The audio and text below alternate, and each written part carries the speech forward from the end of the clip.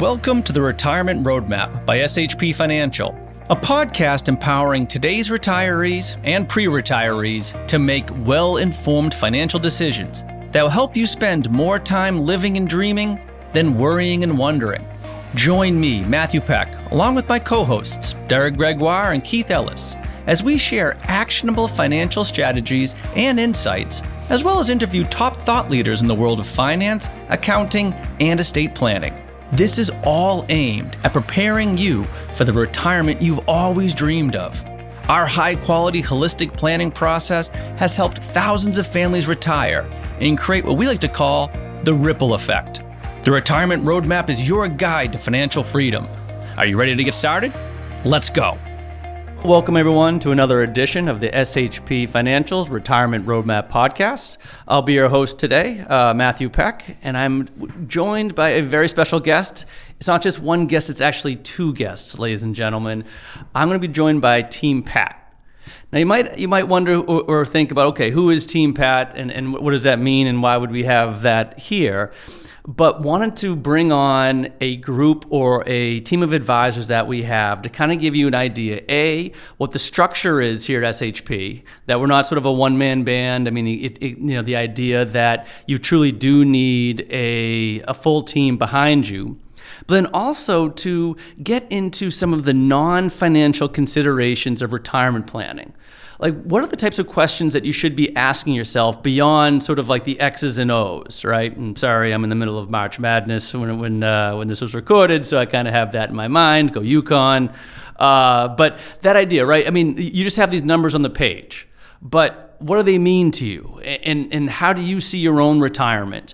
And when should we start to ask these questions of yourself? When does SHP ask you these questions? And so, we'll be sort of diving into that with, again, our guests. We have Pat Randall and Jack Tomczyk, who make up, again, Team Pat.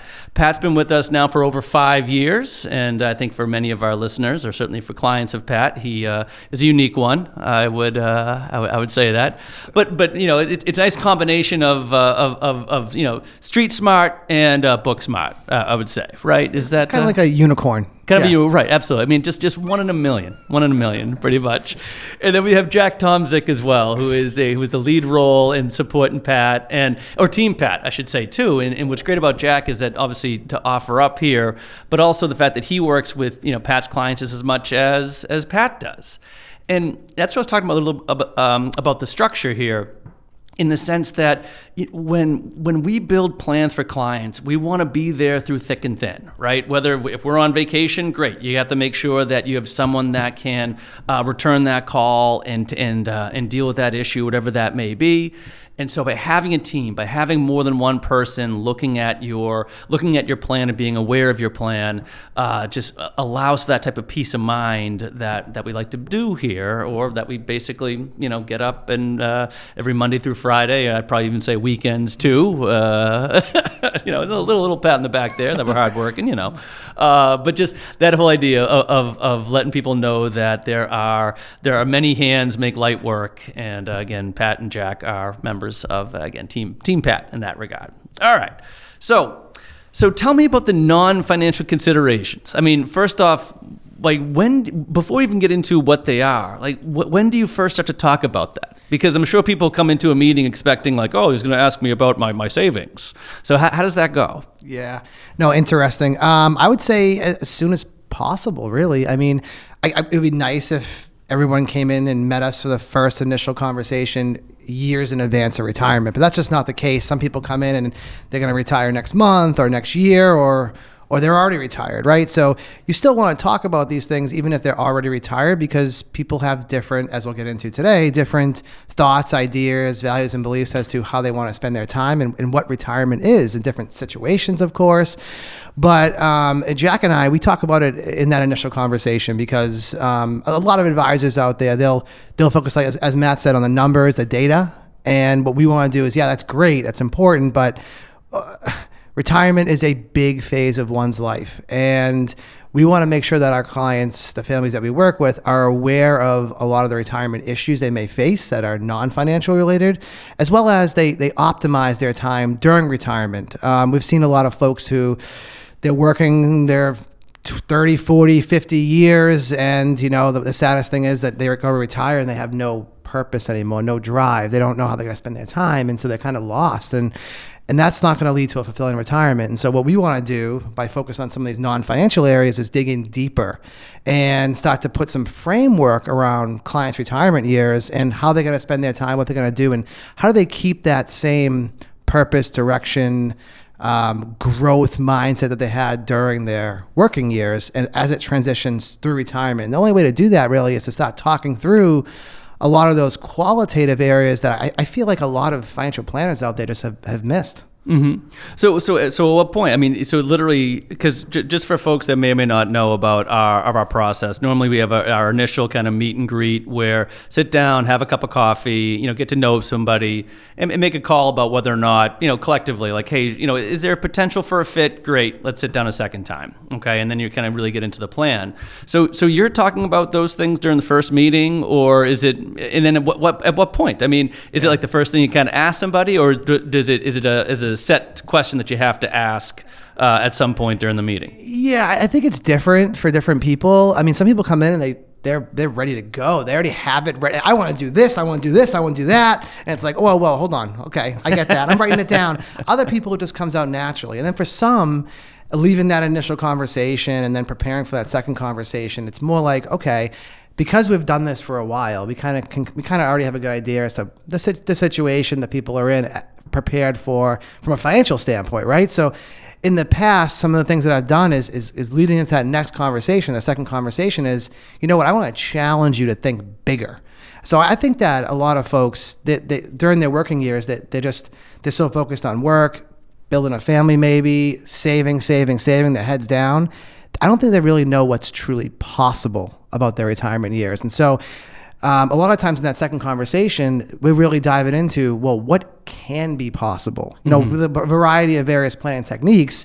And so I think it's important early on to start to be aware of these things. And then, as those meetings develop and a relationship grows, these things can change too, right? So it's being cognizant and aware of these changes and then helping the client work through those changes in their retirement years, which we'll go through further in this conversation too. Well, yeah, that's what I mean. So, okay. So what's your kind of go-to to kind of kick off or maybe not, to ask it another way, what are the non-financial considerations? There's so many of them, right? So like the thing is like, so what is retirement mean to you, right? So I've heard other advisors ask that question. I know Joe Anderson, another advisor here, great guy.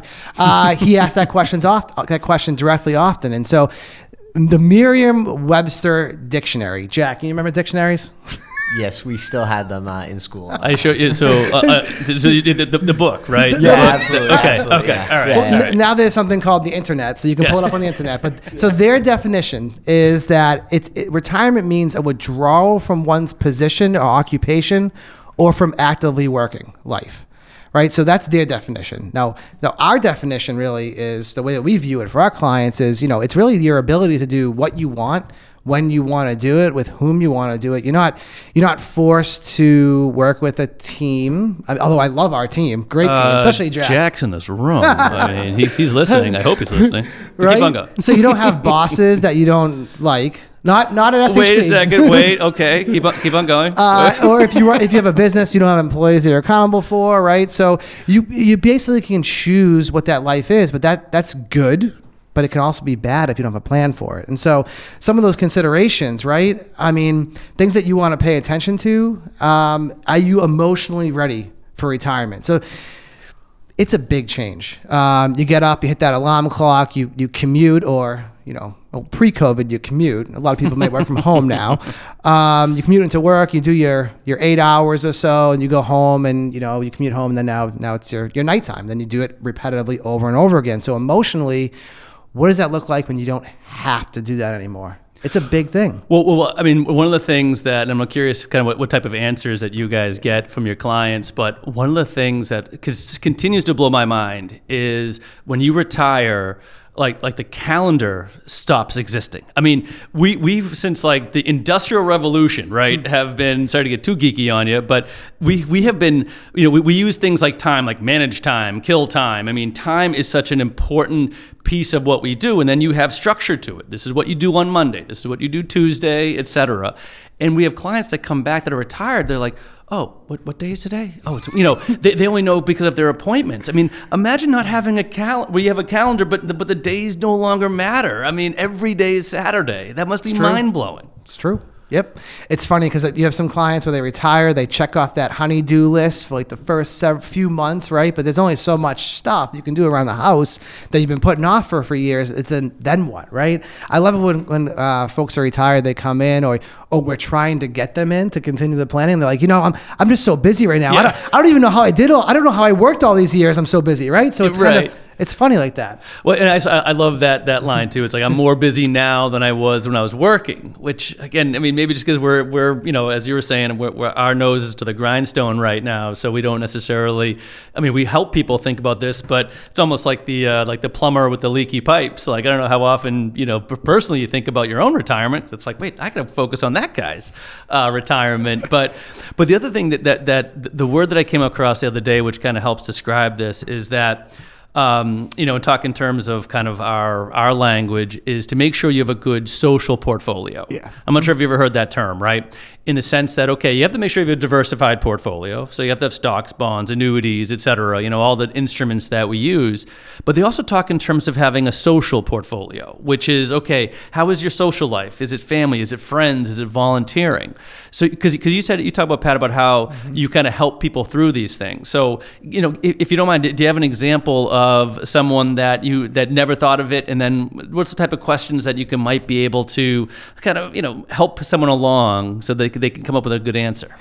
Yeah, so it's more about, so you have to dig into kind of like the person. Now, if you have a couple that you're working with, they might have two different ideas. Like, the wife may want to be very active. She wants to be volunteering. She wants to maybe, spend a lot of time with the grandkids. And the husband might be okay, but kind of just hanging out and, watching a bunch of sports games on recording, because you can record everything now, right? So you have to kind of understand both sides of it.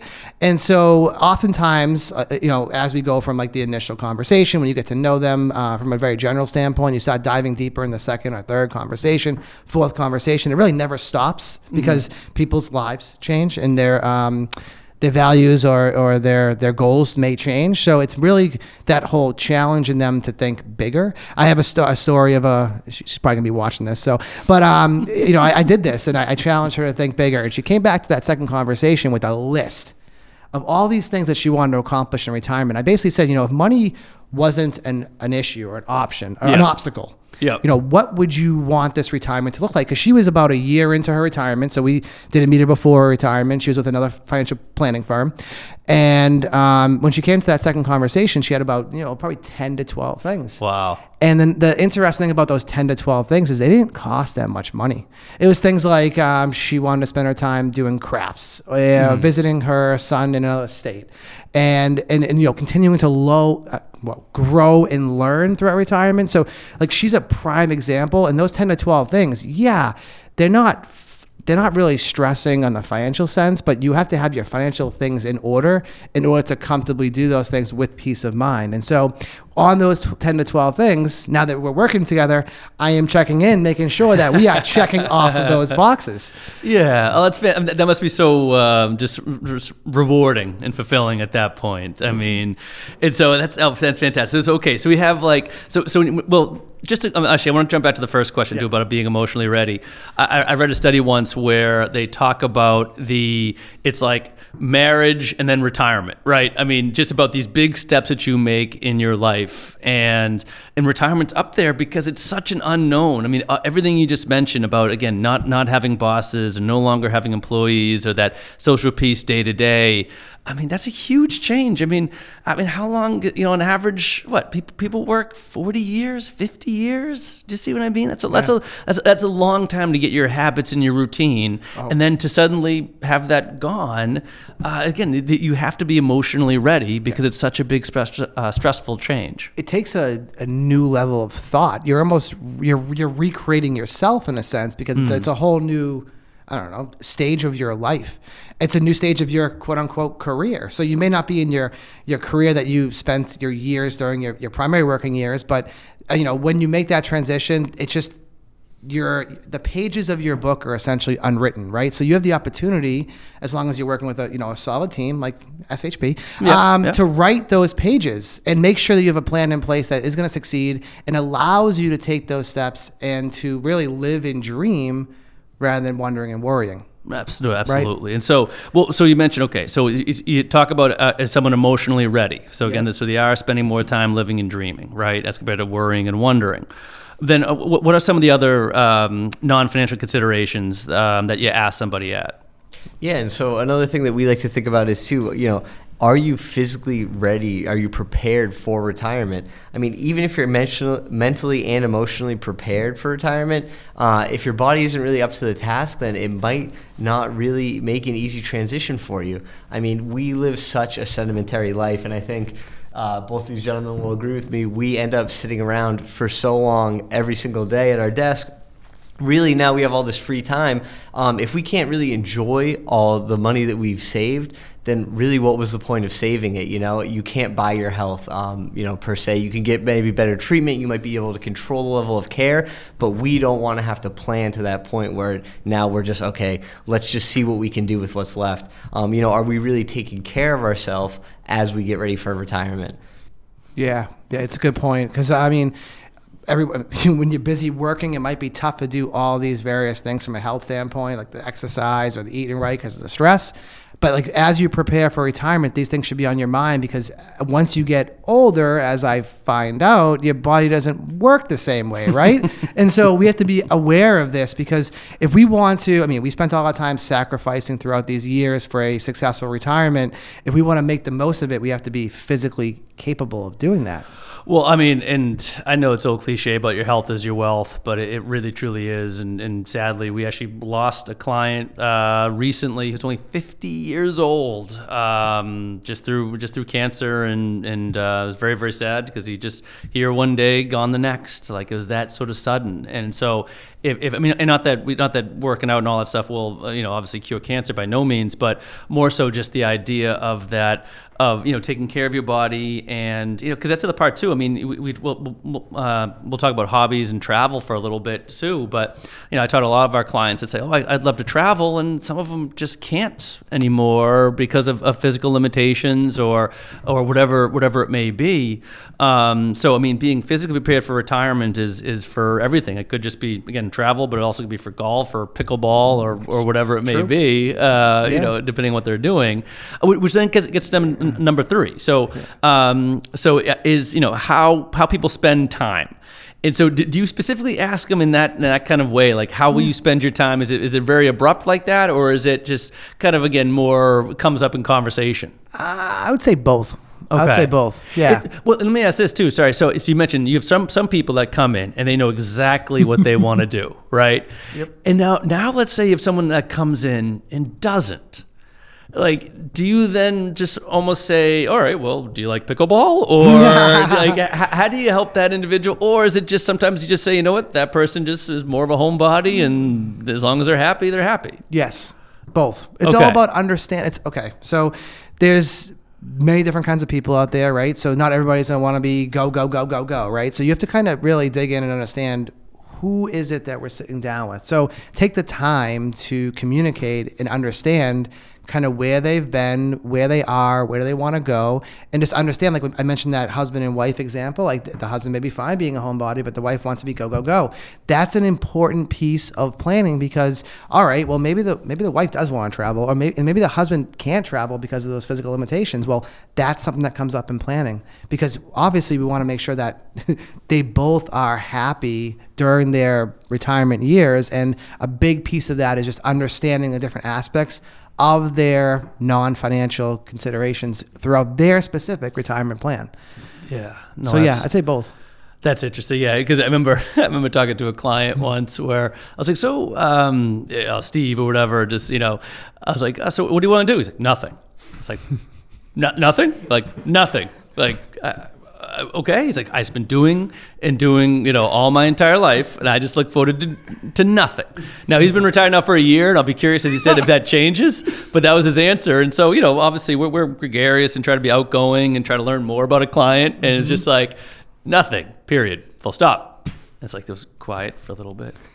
Like, nothing? You're like, nothing. Like, okay. I don't know what to do with that, so I'm gonna take him on his word and plan for him to do nothing. We want to help you do nothing. Yeah, right, exactly. We're here to help you achieve what you want to do. Well, and also because you're saying there's a couple of things that we haven't got to yet, but just you talked about how these non-financial considerations to retirement planning. I guess I want to stress that second part too, which is how it informs the plan, how it informs the eventual investment recommendation. I mean, that's what I try to convey to people is the fact that when I ask you these questions, I want to get to know you. I want to find out what makes you happy, of course. But also, sort of professionally, it's like, look, the more you know the person, the better your advice is. Oh, yeah. And another thing I'll say, and I'll kick it back over to some of the other ones. I always joke around when, it's like half joking, like not joking type thing is... You joke?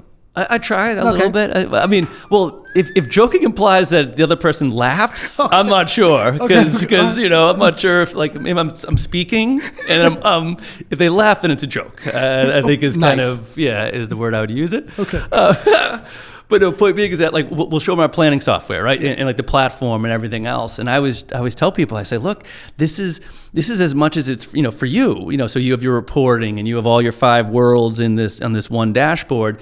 But it's just as much for me so that when the advice I'm giving to this client is the best quality advice that you can possibly ask for because I know you, I know the numbers, and now I'm giving you what I think is the best thing because now I know both of these areas, both the financial and the non-financial areas. So I just think it's just so key because it makes you a better advisor. Yeah. I guess you can call it like going deep in the relationship. Right. I mean, understanding, okay, not only them, right? We spent a lot of time talking about like our current clients. Say it's a couple or individual, but we have to understand, okay, well, what about their parents? They still around? Do they require care? Because a lot of people can spend a lot of money in their retirement years taking care of one's parents.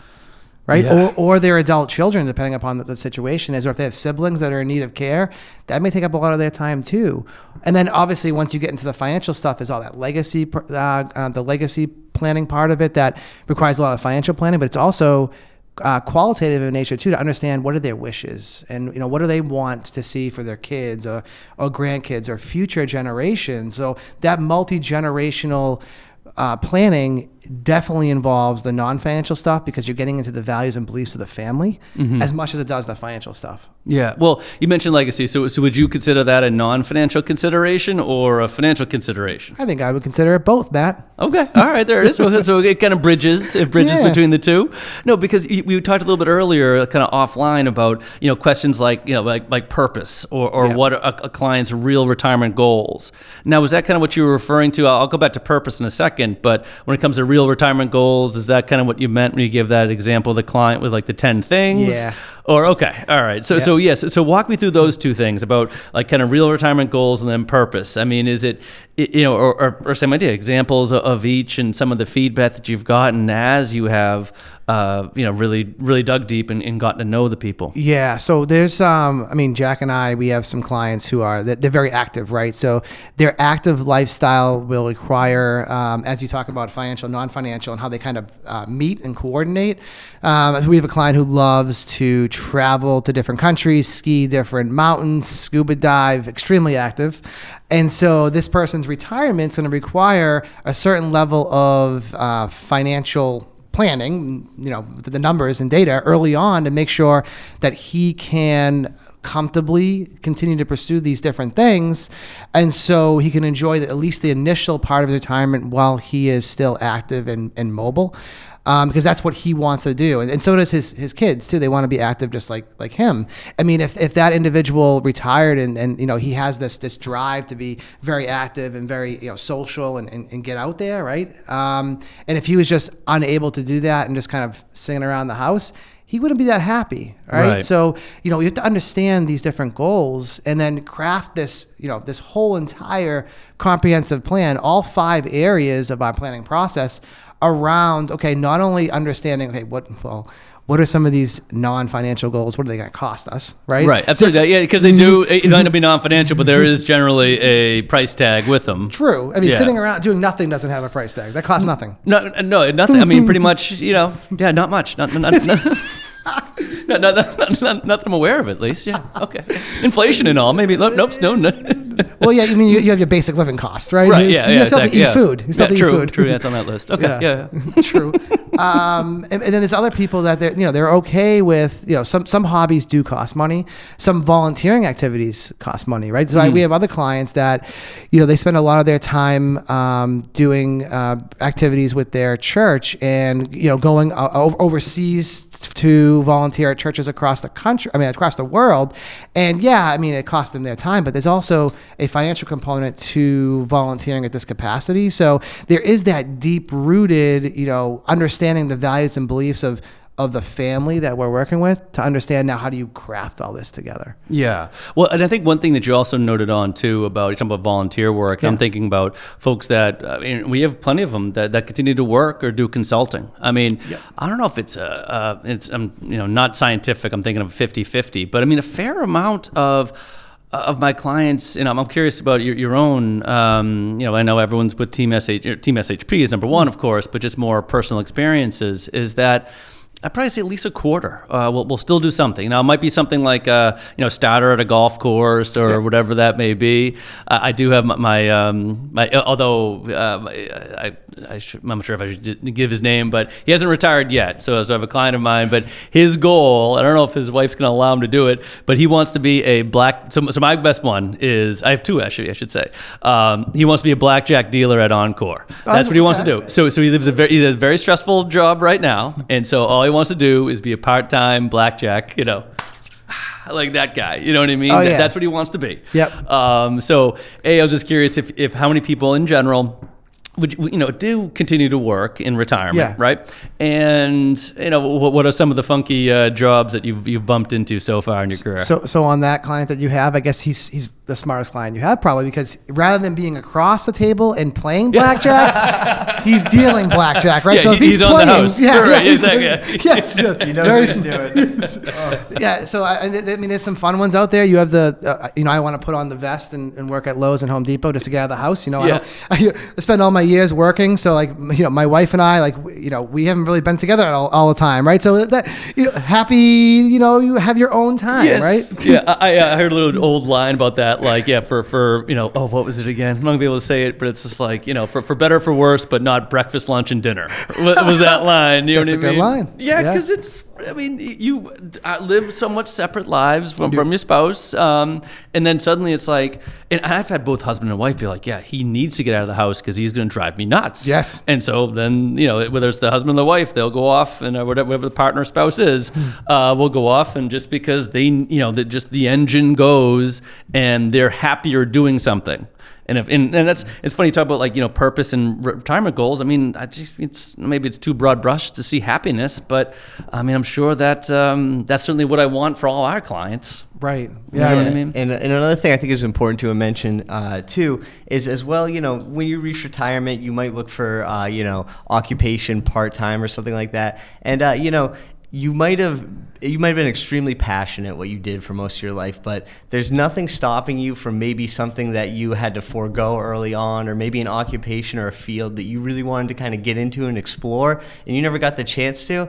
There's nothing holding you back. Now you have this financial plan in front of you, and you say, well, the extra income won't hurt, but now that I don't have these, building a family, building a career to hold me back, I might be able to explore something that otherwise, I had to forego early on, whether that be baking or just working in a store that you enjoy what they do. I always say that to people. Hey, listen, you like shopping at Lululemon, you like the clothes, go get the employee discount there, and you might only have to work a couple days a week to get it. Things like that. Always good to consider. Well, it's funny you say that. Sorry to cut you off, Pat, but it's just because like the second story that I have, and I'm not sure if she has officially done it yet, but when she retired, she's like, all I want to be is work at an ice cream place on the Cape. That's all she wanted to do. Because she's like, everyone that's in an ice cream place is happy, and I've never seen an upset customer. So I'm not sure if she's actually taken that leap yet, but that was her. That's because everyone was happy on the Cape having ice cream. Yep. No, what I was going to say is, as Jack's talking about Lululemon, I looked at his pants because I mean,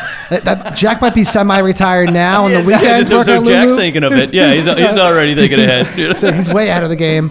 I've had very successful business people. It's this one woman, for example, that I've been working with for about 5 years now, and her big thing, and she knew about this when we first sat down, is she really wants to work at a horse farm. And I mean, her retirement might be a few years away here, but she's starting to do that on the weekends to get her feet wet, I guess, dirty. Dirty. I don't know. Yeah, right. And so, figuring these things out while you're working. I mean, even what we kind of call trying retirement out before you actually retire. Right. We have some clients actually up in the Braintree office where one of the husband's already retired, but he did a year of working kind of part-time scaling into it to feel it. Yeah, feel absolutely. What it's like. Right. Yeah. No, I mean, because I remember, just in my own like kind of life, in the sense of I remember, let's say you work a week and it's just a crazy week and you're putting 60, 70 hours in, right? And then suddenly, your next week's only 40 hours. And 40 hours is a regular work week, but it feels like it's like part-time. It's like, oh my goodness, only 6, 8 hours a day. This is it. You know what I mean? And so that's my point about how you sort of need to scale down, because you might find a level of work. And now whether it's work or whether it's volunteer or whatever it may be, you just might find that nice happy medium between kind of who you are as a person and what you need to keep you happy, as well as the fact that you don't want to just work yourself to the bone, or just stress yourself out especially in retirement. That's right. You don't need it. Right. Yeah, it's not about the income or savings for retirement, because you're not saving for retirement anymore. You're in it. It's more about the passion and the purpose of it, and of course the structure too. Because like you mentioned, if you boom boom boom boom boom and then you stop, that was no structure. Right. And so having that structure, I mean, I think the most common response that I get about kind of what does this thing look like for you is I want to travel. Well, you can't travel like every single day. Right. Correct. So whether it's like going to exercise, going for that morning walk, or going out to meet with your previous colleagues or friends for coffee, like having these social interactions and that structure to your day, and kind of building it almost like you did for your career. Maybe not as hectic. I mean, you can if you want, but just having these different things, goals, purpose, direction behind your retirement years, we think is going to make you happier. And you could always change it. Right, as you say, you're writing your own book. Yeah, right. Yeah. Things change. It's a whole new stage. But I mean, I think to your point of just and hopefully people, if they have advisors, they're being asked questions like this. I mean, it's just more of the fact that it's part of planning, or should be part of planning. Right, it's not just numbers and stocks, bonds, mutual funds, and annuities and CDs and all of that type of stuff. It is also this higher level or deeper level of connection that's necessary, because it will just lead to a better life, a happier life, a more productive life. And so I guess obviously besides reaching out to SHP as a resource, what would you normally tell people? Like what are some helpful resources for listeners that may not have gone through Team Pat's meetings? True. Regiment. It's our process. Our process. And so what we're going to do is we're going to put together a checklist for the folks listening here that is going to be part of the show notes, so they can log in, and we'll have some of these questions that you should start asking yourself, no matter what age you are. Like Jack's already asking the questions about Lululemon, right? We want you to start asking these questions of yourself. Even if you're retired, it's there's still a long ways to go here as to how you want to structure your retirement year. So that retirement check, that non-financial considerations checklist will be great to go through and then talk through with your spouse, significant other, or even your kids or parents too. You can get them all involved. And then also there's, if volunteering is a part of what you want to do, there's a lot of good resources out there that we can include in the show notes as well, as to, what type of volunteer activities are there out there, or whether they're local or more national or global, that you can have an impact on. And even volunteering doesn't have to be an organization. It could be, volunteering to help out a friend or family member on a routine basis too, right? So it's more like, that's why I say we challenge our clients to think bigger, because there is, now that you're not focused on work, now it's so much bigger, so much possibility there. Yeah, no, absolutely. I mean, and that's why you are work. I mean, that's why that should be. Now, no one knows the exact why, or for every different strokes for different folks, right? Yep. The why is going to be different for everybody, but you need to start to consider, you need to find that why. You need to, with your advisor or with family or whatever that may be, or with this checklist that Pat and Jack are referencing, it's just, steps that you need to take, because I always, and sometimes I get this with clients, but it's something, maybe it's just my own, obviously I'm in the world or in this field, but I'm constantly amazed at how much goes into financial planning, right? It's not, it's not just the numbers. I mean, even if it was just the numbers, right? Well, what numbers are you talking about? Are you talking about income tax level? Are you talking about cash flow? Are you talking about Social Security? Are you talking about Medicare? Are you talking about wills and all of that stuff? I mean, and that's why I God bless for all the do-it-yourselfers. I mean, God bless that there are plenty of people, and I've met them, and I've seen some of their spreadsheets, and they're just as impressive as our stuff, right? But at the same time, I mean, having an advisor help you walk through the non-financial considerations is just such a big help, because you find that purpose, you find that why. So I'll say, Pat, Jack, thank you so much for joining us and really answering questions that, or asking questions that people may or may not have actually had the time to consider. And so these are the types of things that are sort of part of our DNA here at SHP, because life is more than money, and it certainly should be. And so ideally you have an advisor, or you are looking for one that can help walk you through this, find your purpose, find your why, and tie in the non-financial considerations to the financial considerations, because it should be married and combined into one solid, comprehensive plan. So, that being said, thank you so much for listening to the SHP Retirement Roadmap. I'm your host, Matthew Peck. Again, thanks again for my guests, and stay tuned next time. Thanks for listening to the Retirement Roadmap podcast by SHP Financial. If you've enjoyed today's episode, be sure to hit the subscribe button so future episodes are automatically downloaded directly to your device. And if you've liked what you heard, please share the show. Create your own little ripples so we can help even more people with their retirement goals. If you want access to all past interviews, including notes, resources, and exclusive content from SHP Financial, visit shpfinancial.com/podcast. Thanks again for joining us on the Retirement Roadmap podcast. And for all the attorneys out there, disclaimers and disclosures, I'm just going to put on my super serious voice and add our own. No statements made during the Retirement Roadmap podcast shall constitute tax, legal, or accounting advice. You should consult your own legal or tax professional on any such matters. Information presented is for educational purposes only and does not intend to make an offer or solicitation for the sale or purchase of any specific securities, investments, or investment strategies. Investments involve risk, and unless otherwise stated, are not guaranteed. Our investment advisory services are offered through SHP Wealth Management, LLC, an SEC-registered investment advisor. Insurance sales are offered through SHP Financial, LLC. Our advisors and insurance reps may offer clients advice and/or products from each entity. No client is under any obligation to purchase any insurance product.